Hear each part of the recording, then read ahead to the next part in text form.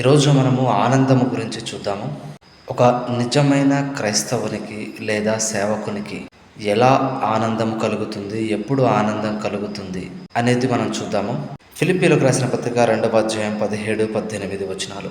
మరియు మీ విశ్వాస యాగములోను దాని సంబంధమైన సేవలోను నేను పానార్పణముగా పోయబడినను నేను ఆనందించి మీ అందరితో కూడా సంతోషింతును. ఇటువలనే మీరును ఆనందించి నాతో కూడా సంతోషించుడి. నేను ఈ విశ్వాస యాగములో పానార్పణముగా పోయబడ్డ ఆనందించి సంతోషిస్తాను అంటూ ఉన్నాడు సేవకుడు. ఈరోజు సేవకులు సంఘం కోసం వారి ప్రాణం అర్పించడానికి ఎంతమంది సిద్ధంగా ఉన్నారు? అర్పించమని చెప్పట్లేదు. ఒకవేళ ఆ సందర్భం వచ్చినా కానీ పానార్పణముగా పోయబడడానికి కూడా నేను సంతోషంగా ఆనందంగా వెళ్తాను అని ఇక్కడ చెప్పడం జరిగిందనమాట. ఈరోజు మీ ఆనందం ఎక్కడ?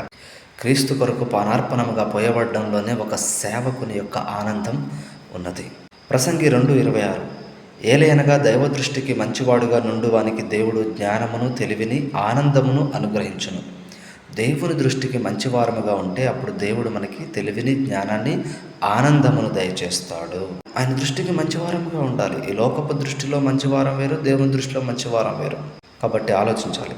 ఇర్మియా 15:16 నీ మాటలు నాకు దొరకగా నేను వాటిని భుజించి తిని సైన్యములకు అధిపతివగ యెహోవా దేవా నీ పేరు నాకు పెట్టబడిన గనుక నీ మాటలు నాకు సంతోషమును నా హృదయమునకు ఆనందమును కలుగజేయుచున్నవి.